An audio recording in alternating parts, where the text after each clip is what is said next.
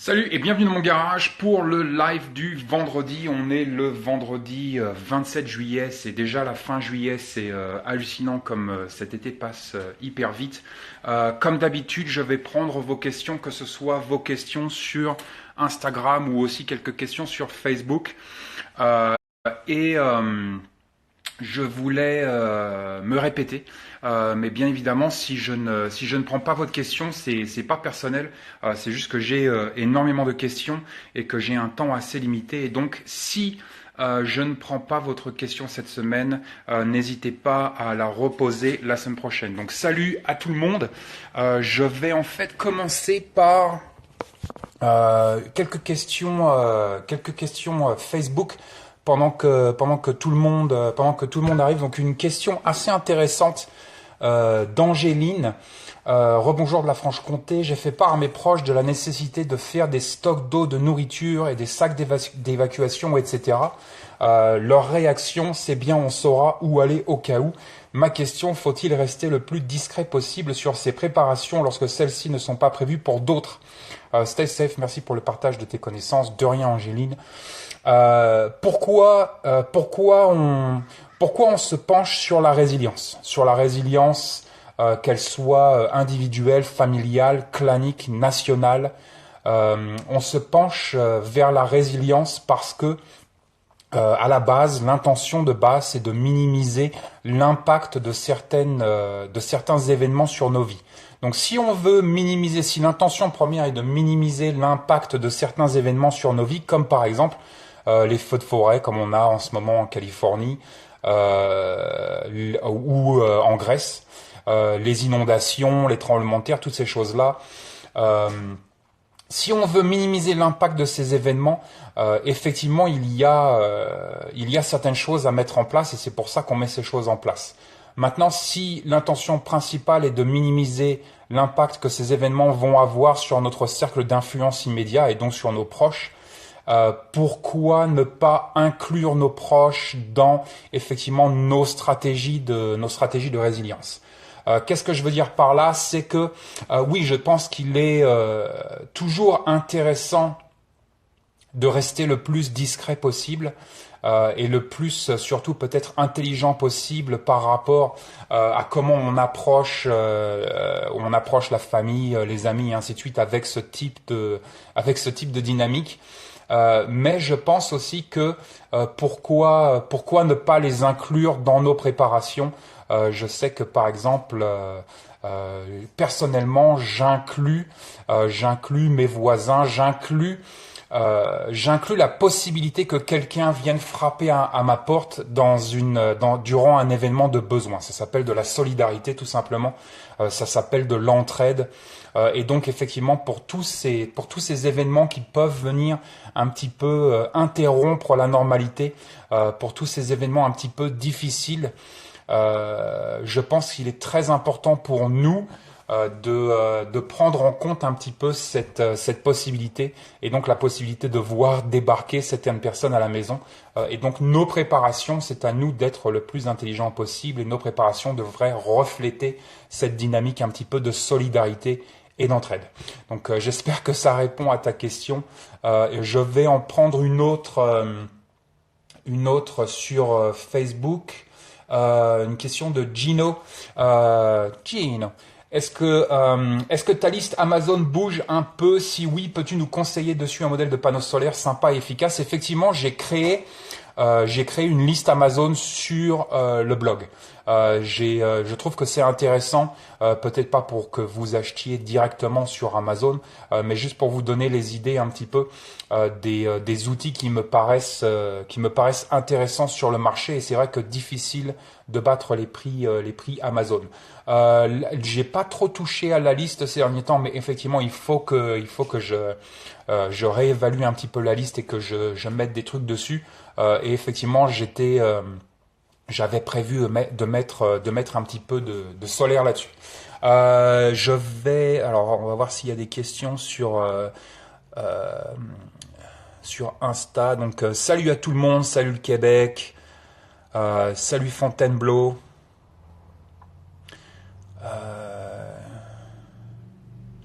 Une question de Calix Teliosu. Quel est ton couteau préféré et que tu emmènes partout en survie et aussi bonjour du Jura. Bon, salut le Jura. Mon couteau préféré, c'est celui que j'ai toujours sur moi. Donc généralement, ça va être un pliant et généralement, je suis sur un Spyderco Endura. Euh, c'est vrai qu'il y a une éclipse ce soir. Salut Shark. Une question de Akira 78 000. As-tu constaté dans le Montana des hivers moins rigoureux ces dernières années? Non. Je n'ai pas. Je constate que tous les hivers sont un petit peu différents. Il y a des hivers plus humides que d'autres, des hivers plus froids que d'autres, des hivers plus longs que d'autres. Ça fait 8 ans maintenant que je suis dans le Montana. Basiquement, il neige tous les hivers, il fait froid tous les hivers. Salut la Corrèze. Pipio, observes-tu la météo depuis que tu fais ton potager permaculture? Oui, bien sûr. J'observe toujours la météo quoi qu'il arrive. J'aime bien les nuages et tout. Je connais les nuages et tout ça. Effectivement, pour le potager, c'est super important. Là, on vient d'avoir hier soir, on a eu une tempête au Wyoming, dans l'État juste en dessous de chez nous, une tempête où ils ont pris 1 mètre de grêle. L'enfer. Donc on peut prendre de la grêle et de la neige dans le Montana tous les mois de l'année, ça inclut juillet, août, et donc on est en train de voir là si ce soir on va se prendre cette tempête ou pas. Effectivement, il faut faire très attention. Il faut que je fasse très attention à la météo pour ma zone, pour le Montana, parce que du soir au matin, on a les écarts les plus importants des États-Unis, les écarts de température les plus importants des États-Unis. On a les froids les plus importants des États-Unis, les records. Donc on a les records de froid dans le Montana. On a les records du plus gros flocon de neige dans le Montana. On a les records de différentes températures, haut, chaud, chaud-froid. Et effectivement, même en juillet, même en août, on l'a déjà vu, ça se voit. Il peut neiger, il peut grêler, donc il faut faire attention à tout. Euh, Question de Happerkeep de Montluçon. Salut Montluçon. Bonjour Val Ouest. C'est Vol Ouest. Peux-tu nous parler ou du moins nous dire ce que tu penses du Glock 19X? Alors effectivement, le 19X est sorti. Qu'est-ce que j'en pense? J'en pense que c'est stupide. J'en pense que c'est idiot. Basiquement c'est un 19 avec la poignée d'un 17. Donc c'est un bâtard. C'est un bâtard qui perd les avantages du 17 parce qu'on a un canon plus court ici et qui perd les avantages du 19 parce qu'on a une poignée plus grande. Donc c'est con. Autant acheter soit un 19, soit un 17. Le 19X, c'est débile.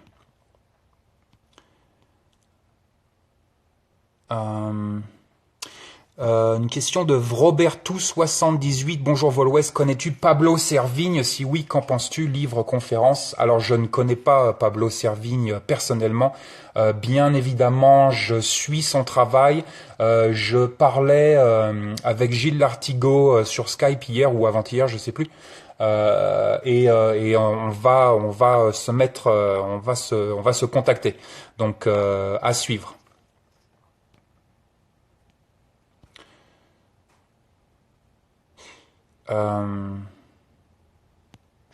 Je ne comprends pas la question. Salut l'île d'Oléron, salut la Belgique. Salut Mathieu, bonjour de la police belge, mon EDC en service est grandement inspiré de tes kits. Salut la police belge, prenez soin de vous, stay safe et watch your six.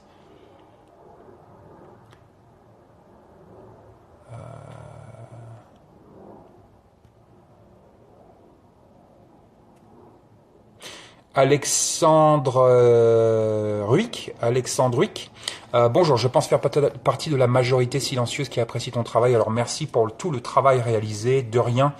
Merci pour le soutien. Peux-tu nous parler des couteaux type OTF, avantages, inconvénients? Alors les OTF, très intéressant. Donc OTF, ça veut dire out the front. Ça veut dire que c'est un couteau automatique la lame sort par devant. Les OTF sont, on pourrait en parler pendant très longtemps, mais rapidement, ce qui est intéressant pour moi dans un OTF, c'est déjà sa fiabilité. Autant tout de suite dire que la qualité se paye ici et que pour le moment, à part Microtech qui fait des OTF absolument fantastiques, je ne parierai pas ma vie sur d'autres marques. Donc Microtech. Vraiment très bonne marque.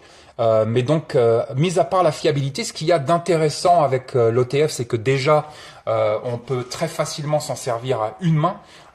Si j'ai une problématique quelconque et que je dois donc utiliser mon couteau à une seule main, peut-être que je suis blessé, peut-être que j'étais dans un accident de la route, que je dois couper ma ceinture de sécurité et ainsi de suite. C'est déjà très intéressant pour nous. L'autre gros avantage de l'OTF, c'est que la lame ne peut pas se refermer sur nos doigts. Ce qui n'est pas le cas avec tous les couteaux pliants, même si les couteaux pliants aujourd'hui sont absolument fantastiques et on a vraiment des trucs hyper solides. Qu'est-ce que je porte aujourd'hui? Je porte un Benchmade 940.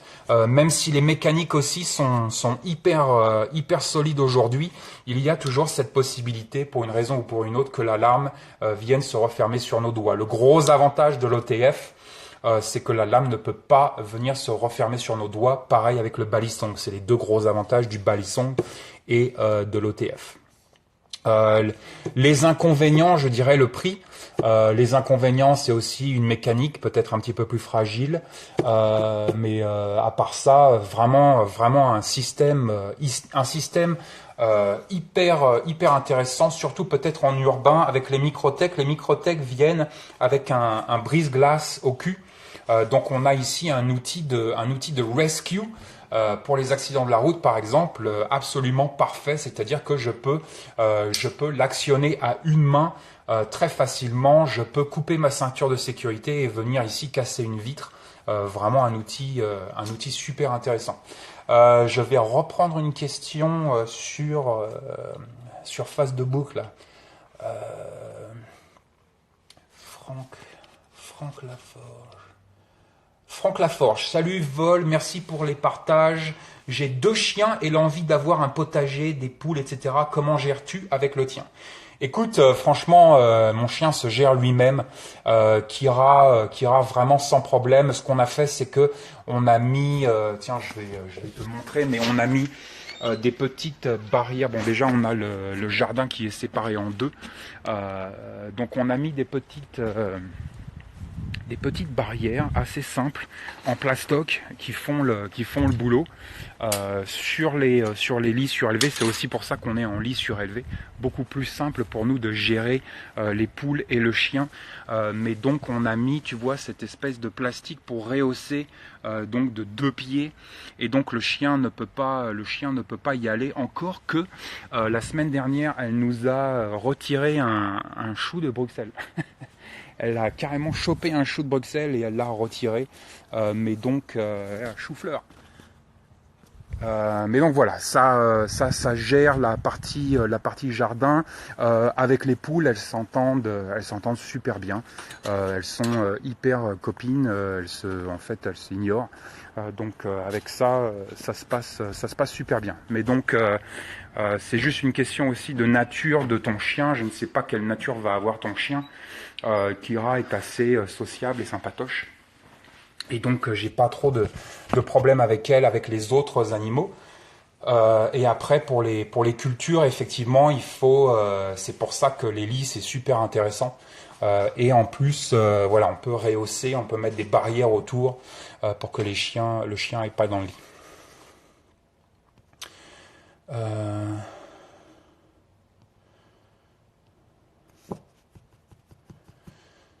Une question de citoyen prévoyant. Que penses-tu de l'élevage des escargots pour l'apport de protéines? C'est un élevage plus que discret et qui ne demande pas beaucoup de travail. Quand j'étais petit, mes parents étaient très amis avec des espèces de hippies qui vivaient dans une espèce de ferme.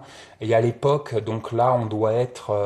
putain, quel âge j'avais? On est toujours dans les années 70. Peut-être fin des années 70, et le mec faisait un élevage d'escargots. Donc il avait des canards, des machins, des conneries, et il faisait un élevage d'escargots. Et ça marchait plutôt bien. Je sais qu'il y a des élevages d'escargots, par exemple aux États-Unis, qui sont utilisés pour les restaurants. Donc c'est un univers économique ici. Les gens s'engagent dans l'élevage d'escargots pour vendre aux restaurants locaux, par exemple. Mais effectivement, pour nous, ça peut être quelque chose d'intéressant. C'est vrai que c'est discret, c'est silencieux. Facile apparemment de s'en occuper. Et voilà, faut juste aimer manger les escargots.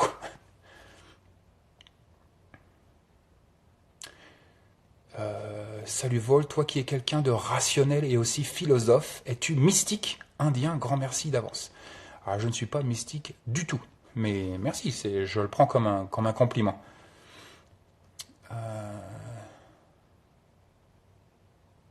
Francis Wa, bonjour, quelle méthode pour enrichir la terre de son potager? Le fumier, le fumier, le fumier, le fumier, à fond la caisse. Donc tu peux le faire toi-même, tu peux aller voir d'autres fermes, d'autres exploitations qui peut-être, moi je sais que voilà, on a des amis fermiers qu'on on nous donne des crottes de chèvre, de la merde de chèvre, toutes ces choses-là qu'on peut ajouter à notre compost et à notre fumier qu'on fait nous-mêmes. Mais c'est vraiment un des moyens ancestrales d'enrichir la terre. Citoyen prévoyant, utilises-tu des applications pour smartphone en tant que survivaliste? Merci, bro. Oui, bien sûr. J'ai fait déjà une vidéo, je crois, sur quelques apps. Euh, mais donc sur quelques applications, par exemple Maps with Me, génial, il n'y a pas de réseau, tout le bordel. WhatsApp, j'utilise beaucoup WhatsApp pour communiquer avec la France. Tout est encrypté sur WhatsApp, donc à la base plutôt sympathique.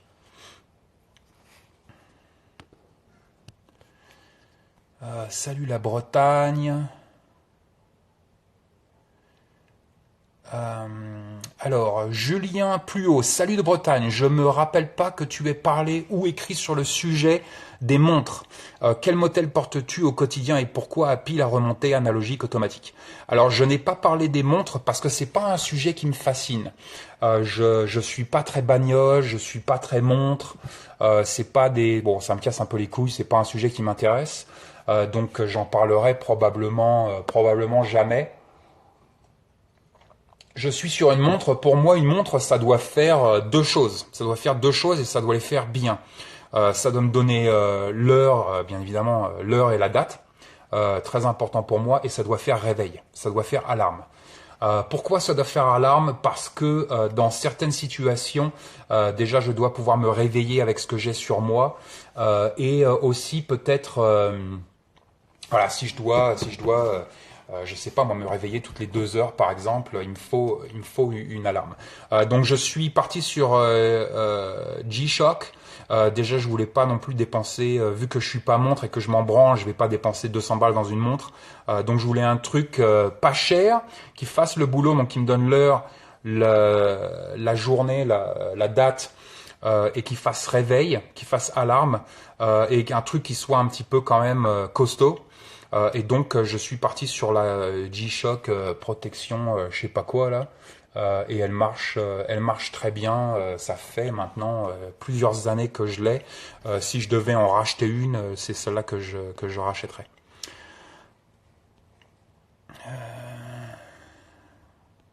Akira 78 000, quel rêve te reste-t-il encore à accomplir et le passage de la quarantaine t'a-t-il fait interroger sur ton mode de vie? Le passage à la quarantaine, définitivement, peut-être pas sur mon mode de vie parce que c'est un mode de vie que j'intentionne depuis des décennies. Donc je n'ai pas remis en compte mon mode de vie, mais le passage à la quarantaine, c'est définitivement peut-être le corps qui commence à nous rappeler, qui commence à nous rappeler à l'ordre. Donc c'est toujours un passage intéressant. On peut le mystifier ou pas.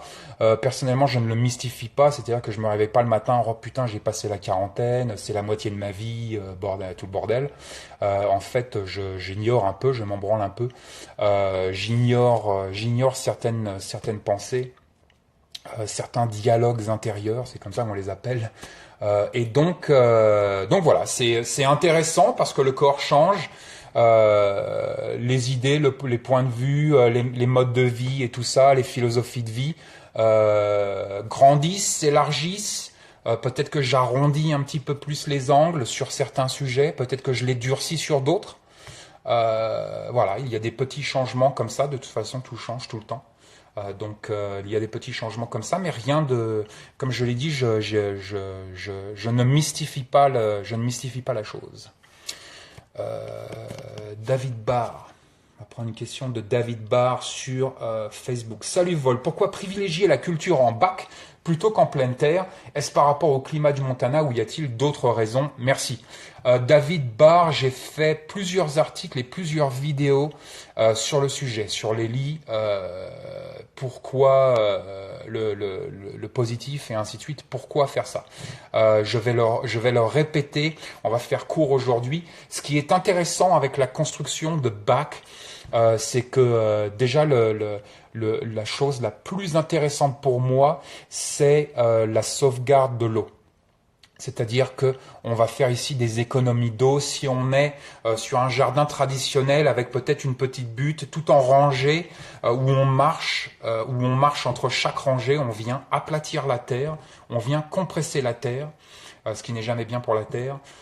Mais ce qui veut dire surtout que quand on vient arroser l'eau, l'eau va couler sur la terre compressée et en fait on va perdre énormément de notre arrosage.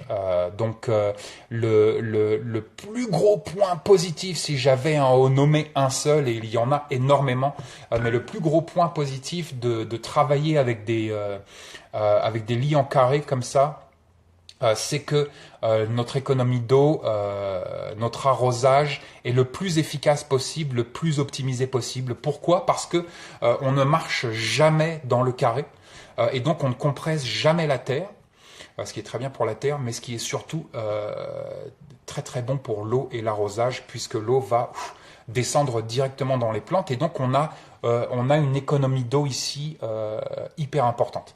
Les autres avantages en vrac, bien évidemment, la terre est surélevée, donc elle va se réchauffer beaucoup plus vite ici avec le soleil et donc on va effectivement gagner une semaine ou deux au printemps et à l'automne. Donc c'est toujours agréable. Bien évidemment, on a beaucoup moins à se baisser. Donc pour les personnes qui ont peut-être des problèmes de dos, c'est beaucoup de la population. Pour les personnes âgées, pour les personnes à difficulté, mobilité réduite, fauteuil roulant, toutes ces choses-là, les lits surélevés, vu qu'on peut les surélever aussi haut qu'on veut, peuvent être très intéressants ici. C'est-à-dire qu'on peut continuer d'avoir un lien et d'entretenir un lien avec notre jardin, avec notre nourriture, quand on a des problèmes physiques, vieillesse, fauteuil roulant et ainsi de suite, mal de dos. Donc très intéressant pour ça. Bien évidemment, on va pouvoir ici mettre la terre qu'on veut. Donc si on vit par exemple sur un terrain où la terre est très mauvaise, par exemple, j'en sais rien moi, très argileuse ou bref, on va pouvoir ici vraiment contenir la terre, maintenir et contenir la terre, exactement la terre qu'on veut. Ça peut être très pratique si on veut par exemple faire pousser certaines choses qui vont demander une terre spécifique qu'on ne va peut-être pas avoir quand on fait de la culture sur sol. Donc voilà, pour les avantages un petit peu comme ça en vrac, mais vraiment un système absolument fantastique que je recommande fortement. La culture comme ça en lit, pour moi, donc principalement le plus gros aspect positif, ça va être l'économie d'eau. Et encore une fois, je vais me répéter, mais si nous avons connu la guerre du feu, nous allons connaître la guerre de l'eau.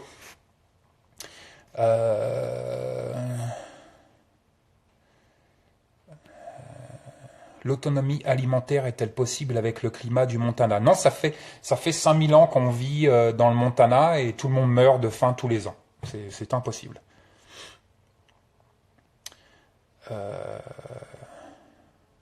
Salut Jean-Marie.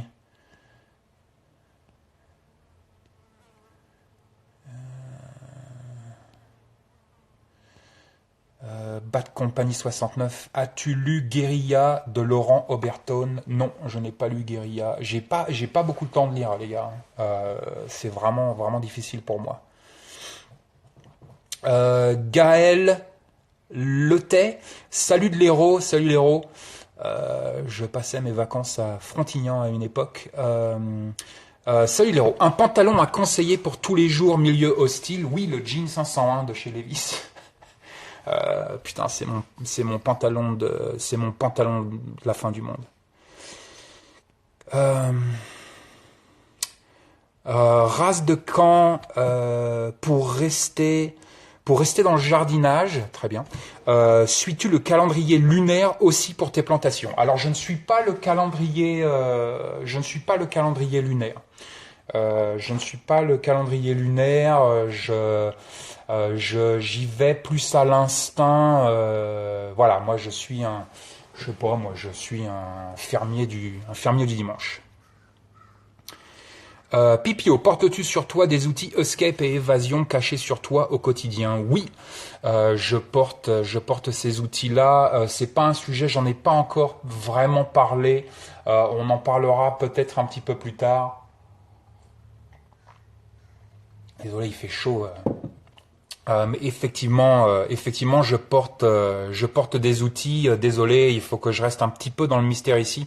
Mais effectivement, je porte toute la panoplie d'outils qui va bien. Akira 78 000, utilises-tu une tente dans la verte? Ça dépend. Ça dépend de la saison, ça dépend du temps, ça dépend du terrain, ça dépend avec qui je suis. Si j'y vais avec quelqu'un d'autre, généralement, je vais prendre la tente, je vais sortir la tente parce que voilà, les insectes, les conneries, voilà. Psychologiquement, on a ici une petite barrière sympathique. Si je suis tout seul, je suis sous tarpe ou sous buisson.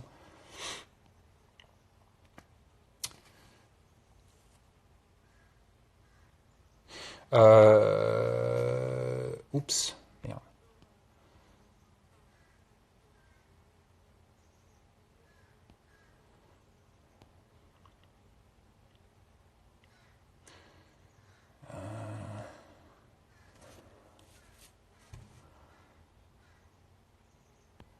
Oula. Désolé, là, il y a un petit vide.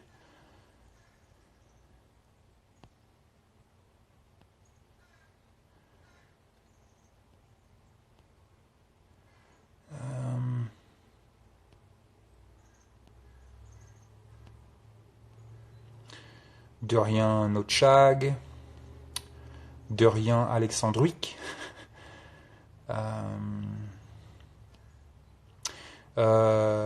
Polygénal. Salut Vol, as-tu fait des saucisses cette année? Non, je n'ai pas fait de saucisses cette année. Normalement, je dois aller chasser là avec le voisin.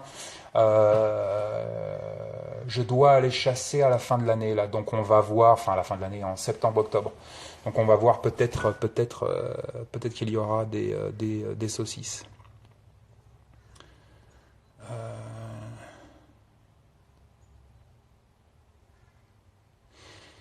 Big Seed 18, première fois que je suis le live, je viens de prendre, bienvenue à toi, je viens de prendre conscience des réserves d'eau pour le jardin car sécheresse sur la Belgique. Je vais prendre exemple de tes réservoirs en plastique car prix démocrate. C'est clair, comme je l'ai dit dans plusieurs lives déjà, on parle souvent résilience alimentaire, on parle souvent jardinage et c'est super, c'est génial. Faites pousser de la nourriture, votre résilience économique et aussi alimentaire passe par là. Mais c'est vrai que sans eau, le jardin dépend de l'eau. Donc tout système dépend de microsystèmes. Donc s'il y a une rupture de certains systèmes, certains microsystèmes vont tomber et c'est vrai que le jardin dépend du microsystème arrosage. Donc à partir de là, très important pour nous d'être le plus résilient, indépendant et autonome possible par rapport au microsystème arrosage. J'en parle énormément parce que en jardinant comme ça, en ayant des bêtes et tout, les machins, et en faisant énormément de jardinage, on s'aperçoit que la consommation d'eau est délirante. La consommation d'eau est délirante. Là, on est presque le 1er août. Je vais refaire une vidéo jardin là pour le 1er août. Donc tour de jardin la semaine prochaine. Et je reparlerai de l'eau et de notre résilience et de notre indépendance en eau. Mais donc on s'aperçoit effectivement, surtout comme ça en juillet-août, que notre dépense hydrique est absolument hallucinante. Si on veut avoir un minimum de nourriture, un minimum de légumes. Donc très important pour nous de réaliser, de prendre conscience que certains systèmes sont liés à d'autres microsystèmes et que tout ça est interdépendant et que effectivement par les jardins, par les salades, par les tomates, c'est génial, mais ce système-là, ce système résilience alimentaire, résilience économique, est totalement 100% dépendant de notre microsystème arrosage. On va prendre une question Soldat Ryan. Soldat Ryan, il est où lui? Soldat Ryan. Bonjour de Belgique, vol ouest, je reviens avec ma question. As-tu un seul bac de pommes de terre et connais-tu le poids approximatif de ta récolte? Merci et bonne continuation.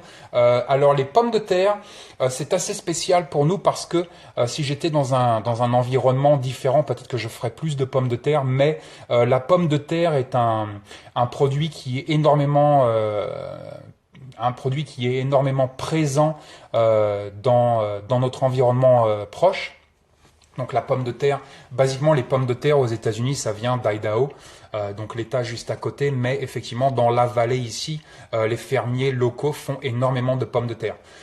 Donc puisque nous avons un accès direct et assez important à la pomme de terre, tous nos amis fermiers, ils font tellement de pommes de terre qu'on nous file des pommes de terre tout le temps, que j'ai pas le besoin de faire pousser énormément de pommes de terre à la maison. Donc j'ai 2 bacs, je fais de la culture de pommes de terre en bac qui marche vraiment très très bien, surtout si vous avez un espace un petit peu réduit pour faire de la pomme de terre. Mais donc je fais de la pomme de terre en bac, j'ai pas besoin d'en faire beaucoup, en fait j'ai pas besoin d'en faire du tout parce qu'on nous la donne, mais où on nous la troque, on nous l'échange. Je peux échanger un pot de miel contre des sacs et des sacs de pommes de terre, mais je le fais quand même parce que j'aime bien garder un lien avec la pomme de terre, parce que la pomme de terre pour moi est un de ces aliments qui est très important à l'échelle de la résilience et de la survie. Donc je veux garder un petit peu une mainmise sur mon expérience avec la pomme de terre, et c'est pour ça que je fais de la pomme de terre tous les ans, mais je ne fais pas de la pomme de terre pour manger de la pomme de terre. Je fais de la pomme de terre pour rester ami avec la pomme de terre.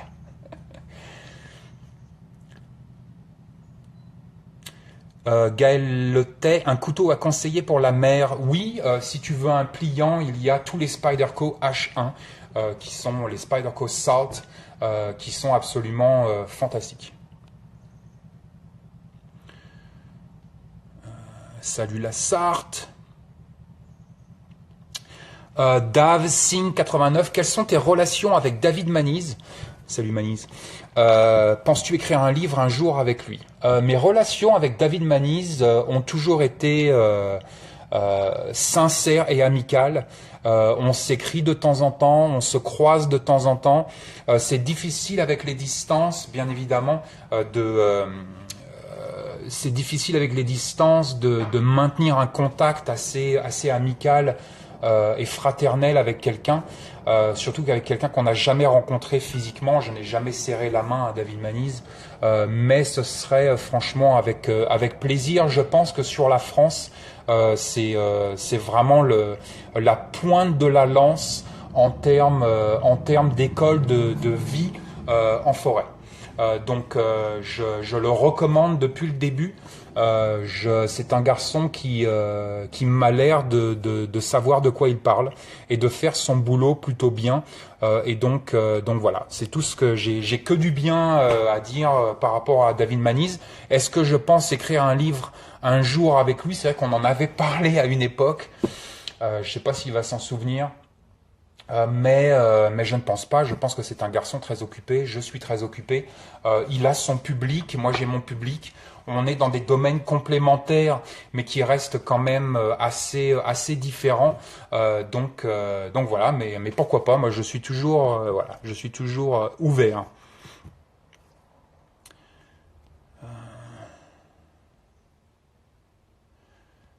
Salut Fiol Nicolas.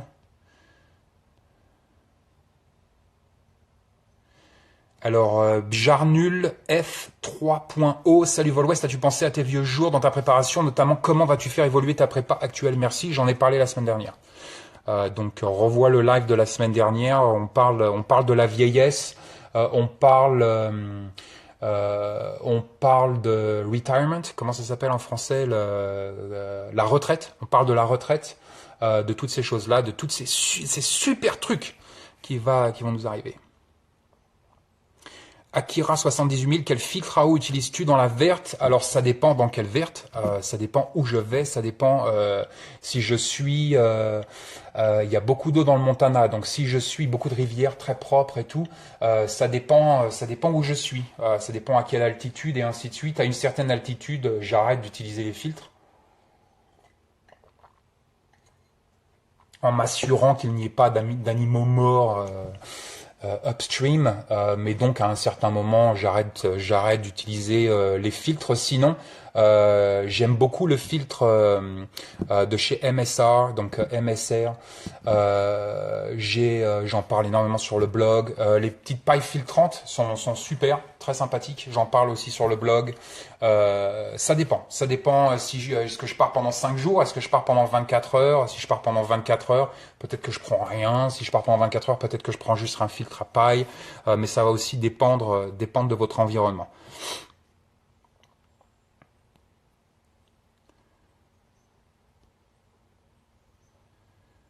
Henry Brave. Hello, que penses-tu des lampes Phoenix? Si déjà répondu, ignore la question et merci pour ton boulot. De rien. Putain, lampe Phoenix, j'en ai parlé il y a 8 ans.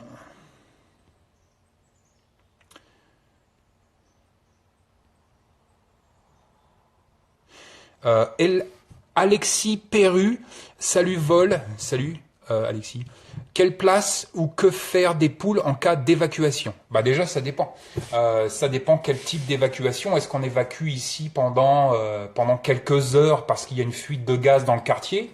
Dans ce cas-là, les poules resteraient dans leur poulailler. Est-ce qu'on doit évacuer pendant quelques jours parce qu'on a eu, par exemple, j'en sais rien moi, une inondation qui menace la ville ou je sais pas quoi? Si c'est juste pour quelques jours, les poules vont rester dans leur poulailler? Ou est-ce qu'on parle d'une évacuation genre Deuxième Guerre mondiale, faut changer de pays? Parce que Deuxième Guerre mondiale, faut changer de pays. Si tu regardes un peu les photos sur Google, putain, les mecs, ils emportaient tous leurs poules. Hein. Donc effectivement, j'ai un moyen, au pire du pire, de foutre les poules dans la voiture. Avec nous, de les prendre avec nous. Mais ce serait, putain, ce serait Troisième Guerre mondiale, mon gars. Avant que je me casse avec mes poules et ma bagnole, putain, c'est pas gagné. Hein. Euh,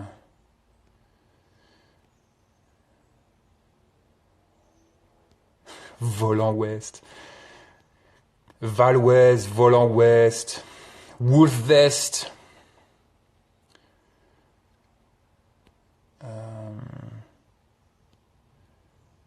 Salut la Haute-Savoie. Putain, vous n'êtes pas nombreux là. Salut la Belgique, salut la Picardie. Bad Company 69, que penses-tu de l'airsoft en entraînement? Qu'est-ce que je pense de l'airsoft en entraînement? Déjà, s'entraîner à quoi? Et s'entraîner pourquoi? Si, par exemple,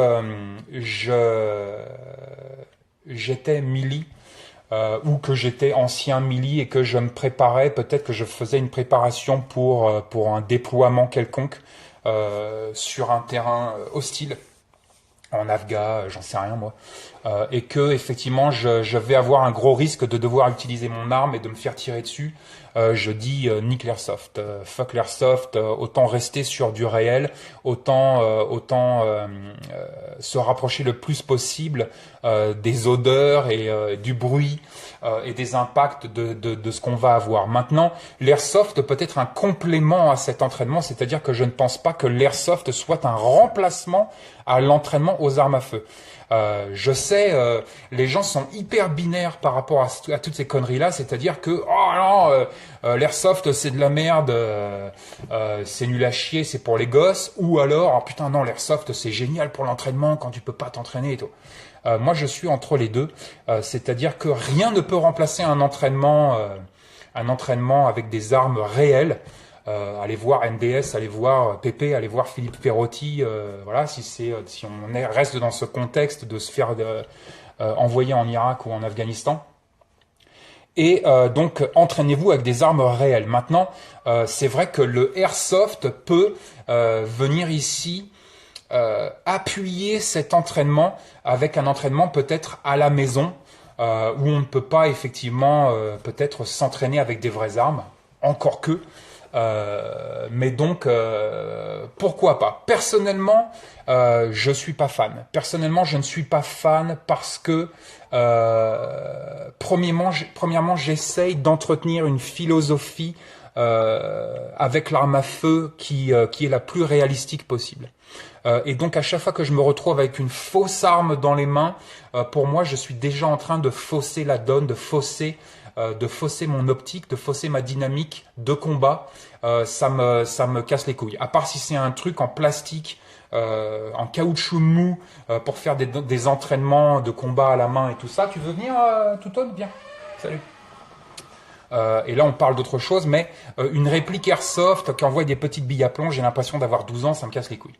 Donc, c'est pas mon truc. Mais je peux comprendre que dans certaines situations, dans certains contextes, on peut avoir des entraînements qui utilisent cet outil-là, qui est l'airsoft, pour faire quelques trucs qui peuvent être sympas, pourquoi pas, qui peuvent améliorer notre survivabilité, pourquoi pas. Mais c'est un sujet un petit peu délicat, très difficile de le développer en 3 minutes sur Instagram. Je ne suis pas encore une fois pour. Je peux voir l'intérêt. Je ne suis pas forcément contre. Mais pour moi, personnellement, ça ne marche pas. Pour moi, personnellement, il faut que ce soit une vraie arme. Il faut que je sois sur un stand. Il faut que je ne peux pas, pour moi, personnellement, fausser cette dynamique de combat et cette intention de combat.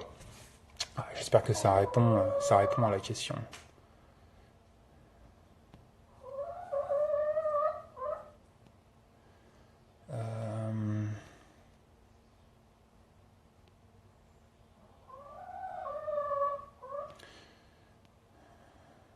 Salut la Pologne.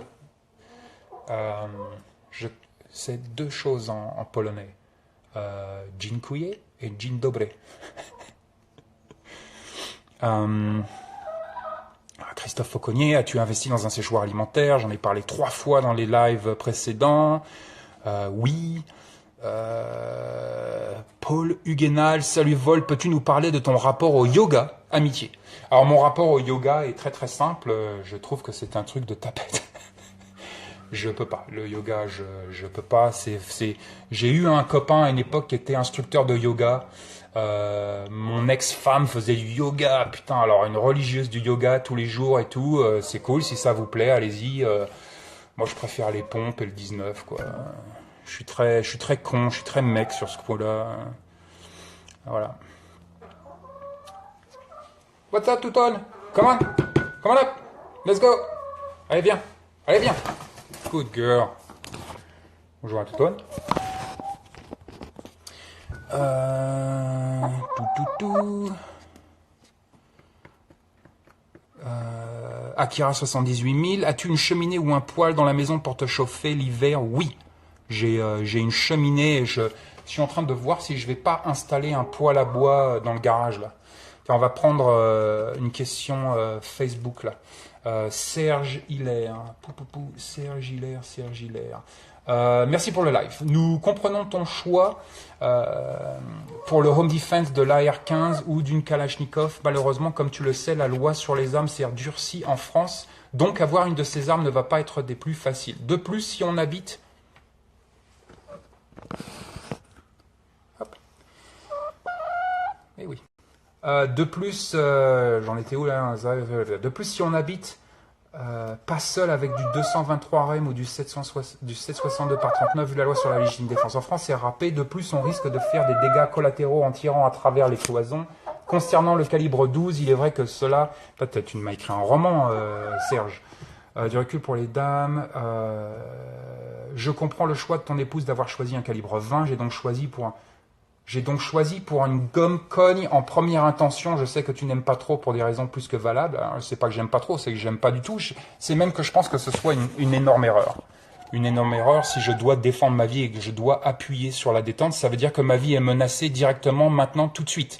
Si ma vie est menacée directement maintenant tout de suite, ça veut dire que j'ai peur pour ma vie et que quelqu'un est en train d'essayer de me tuer. Si quelqu'un est en train d'essayer de me tuer, je ne veux pas résoudre cette situation avec du gomme-cogne, avec quelque chose de moins létal. Je veux résoudre cette situation le plus létalement possible, le plus immédiatement possible. Donc c'est pas que j'aime pas trop, c'est que je trouve que c'est stupide et dangereux. Les deux, à la fois, en même temps, 100%. Donc voilà. En deuxième intention, de la grenaille, birdshot numéro 4. Pourquoi de la grenaille? Pourquoi de la grenaille pour défendre ta vie? La grenaille, c'est bien pour aller... la grenaille numéro 4, c'est bien pour aller aux oiseaux. Mais c'est pas pour faire de la défense perso. Tu te trompes de milieu, tu te trompes de dynamique. Peux-tu nous donner des retours d'expérience concernant le home defense avec du calibre 12 ou 20? Merci de ta réponse. Un bonjour de la Provence. Serge. Salut la Provence. Je ne vais pas refaire le discours sur gomme-cogne, pas gomme-cogne. Je viens de le refaire un tout petit peu. Mais je pense effectivement que c'est une erreur. Allez relire, j'ai fait 2 textes sur le Bololo, sur le blog. Allez relire ces textes-là si vous n'êtes pas convaincu. Après, évidemment, vous faites ce que vous voulez. Si vous voulez défendre votre vie, votre intégrité physique, celle de votre famille, de vos proches, de vos enfants et de votre femme, avec des petites billes en caoutchouc, c'est votre problème, ce n'est pas le mien. Je n'y peux rien. Maintenant, la défense du domicile avec un calibre 12 par exemple, ou un calibre 16 ou un calibre 20, peu importe votre choix, ce sont des choix pertinents ici. Il me paraît évident que si notre vie est en danger, et donc qu'on veut essayer de survivre ici, c'est l'intention principale, notre intention n'est pas de tuer quelqu'un, notre intention est de survivre à une confrontation létale. Si on veut survivre... T'aimes bien la sueur de bois toi quand même, hein? Hein? Si on veut survivre à une confrontation létale, il me paraît évident qu'on devrait avoir l'outil le plus adapté possible. L'outil le plus adapté possible, c'est effectivement, si on peut, une arme longue. Que ce soit un calibre 12 ou que ce soit un AR. Moi, j'aime bien l'AR personnellement, et c'est ce que j'ai pour la défense du domicile. Je ne suis pas trop Kalash pour la défense du domicile, mais l'AR, c'est bien, le 223, c'est très bien. Pour effectivement les cloisons et les bordels, c'est une balistique intéressante pour la défense du domicile, mais donc on veut une arme longue. On veut une arme longue, comme on le dit aux États-Unis. Les armes de poing font des petits trous dans les gens. Les armes longues, les fusils et tout ça font des trous au travers les gens, et les fusils de chasse laissent des gros bouts de gens par terre. Okay, donc ça c'est l'idée principale. Donc effectivement, je pense que une arme longue ou un calibre de chasse 12, 16, 20, parfait ici. Mettez mettez du gros grain dedans, mettez de la chevrotine dedans, de la double zéro, le truc qui va laisser des bouts de gens par terre. Parce que le jour où vous sortez ce truc-là, ça veut dire que votre vie est en danger immédiat. Ça veut dire que quelqu'un veut vous tuer là, immédiatement, tout de suite. Et donc, il faut un outil qui va s'adapter à cette situation. Okay, votre outil moins létal, c'est-à-dire votre coup en l'air ou votre coup dans les jambes. Les gens aiment bien tirer dans les jambes. Ah, pourquoi tu ne tires pas dans les jambes? Parce que vous connaissez rien au combat, vous connaissez rien à défendre la défense de votre vie. Donc tous ces trucs un petit peu moins létals, genre les coups de sommation et tout le bordel, c'est votre arme en elle-même.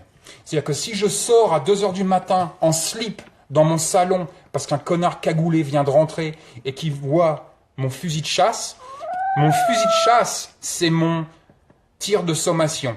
Si quand il voit mon fusil de chasse, il se sauve pas en courant et qu'il vient vers moi pour essayer de me planter avec son tournevis, là on rentre dans un contexte un petit peu différent. Mais donc mon arme moins létale, mon coup de sommation, c'est mon arme létale. Est-ce que tout le monde comprend ça? Je sais, putain, on a du mal, hein. On a vraiment du mal avec celle-là. Hein, Touton? Toi, c'est quoi ton arme létale? Toi, c'est tes griffes, là, regarde, putain, les griffes de dinosaures. Tu veux descendre? Hop. Au passage, les poules, on a des souris dans le jardin. Putain, les poules, c'est des chasseuses de souris, c'est hallucinant. Elles chassent les souris, elles tuent les souris, elles mangent les souris. Donc, voilà.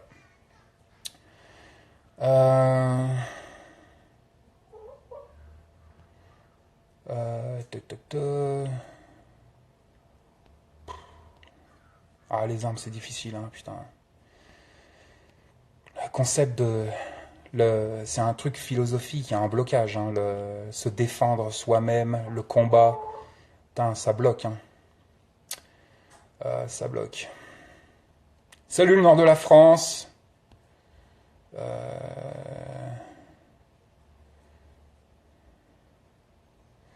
Salut le Québec. Ouais, Vaulois sur les armes, c'est pas glop, hein. Salut la Belgique. Basco 91, est-ce que la France, du point de vue géographique, serait un bon repli stratégique? D'un point de vue géographique, la France, c'est génial. La France, c'est génial, c'est pour ça qu'on a eu l'histoire qu'on a. On a un océan, 2 mers, on a des rivières partout, on a des chaînes de montagnes qui entourent le pays. Enfin, je veux dire, c'est un château moyenâgeux, la France. C'est absolument fantastique, avec un garde-manger absolument incroyable. Donc, effectivement, d'un point de vue géographique et stratégique, la France est fantastique.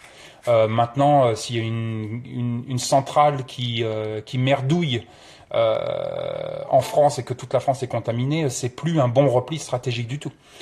Donc un bon repli stratégique, ça veut dire quoi? Ça veut dire rien. C'est complètement subjectif. Ça dépend de la situation. Il y a des moments où la France sera un excellent repli stratégique et il y a des moments où il faudra fuir la France. Donc voilà.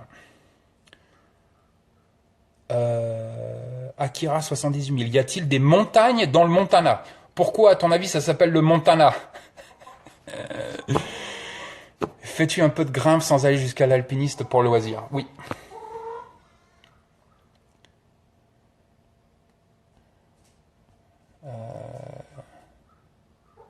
Oh putain, ça c'est c'est les commentaires que je déteste. Là j'en ai vu passer 2 ou 3, mais ça c'est un des commentaires que je déteste. Marcia, tu avais l'air très fatigué sur certaines vidéos. Es-tu en forme? Alors déjà t'es pas ma mère. Je sais pas pourquoi à chaque fois vous voulez me demander si je vais bien ou si je vais pas mourir ou je sais pas quoi ou si j'ai pas des maladies. C'est vraiment hyper gonflant quoi. Personne vous a demandé. 2, on n'est pas copains et t'es pas ma mère. 3, putain, mais je vous emmerde. Ça dépend de ce que vous faites la veille. Ça dépend si vous bossez ou pas. C'est vraiment ce genre de question est tellement casse-couille. J'en ai dégagé, je sais pas combien de gens sur Facebook qui à chaque fois viennent. Oh, t'avais pas l'air très en forme. Est-ce que tout va bien? Comme si t'étais ma mère. Même ma mère me demande pas si je suis en forme. Putain, c'est casse-couille.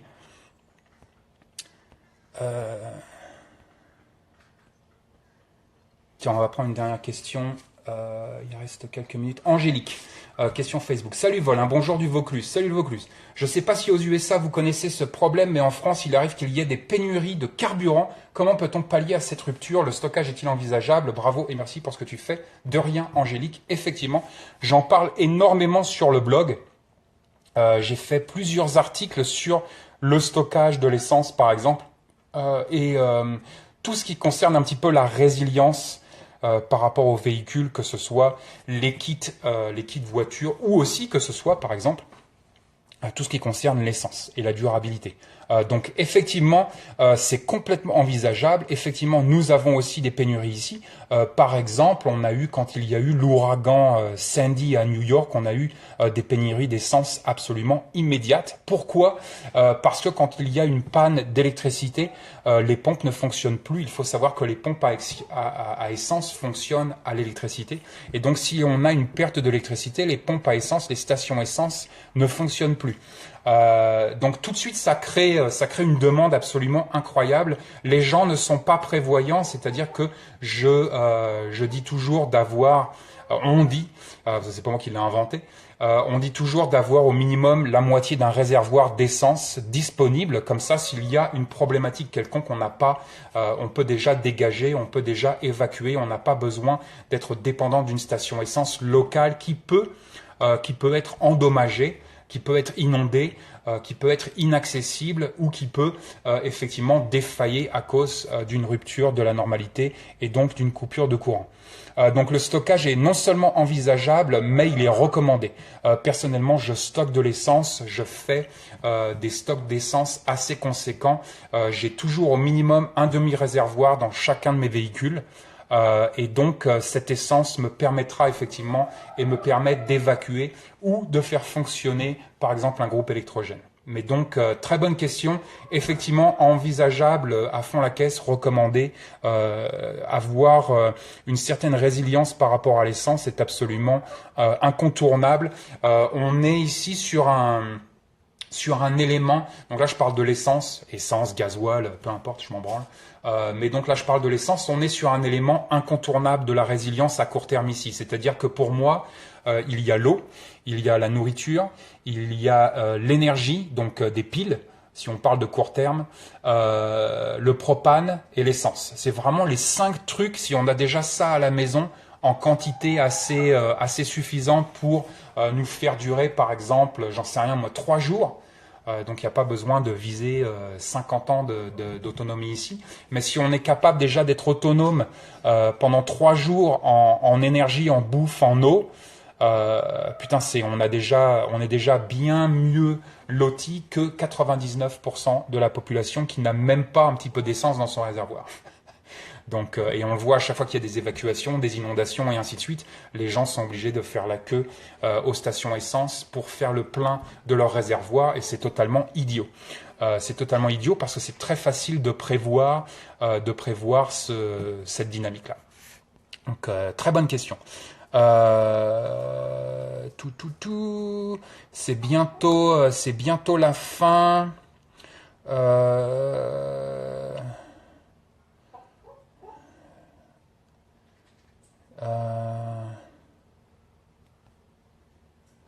Ok, d'accord.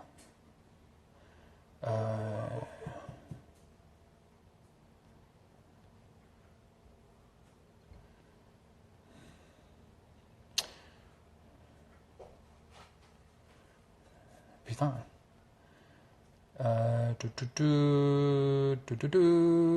Salut Happy Frey.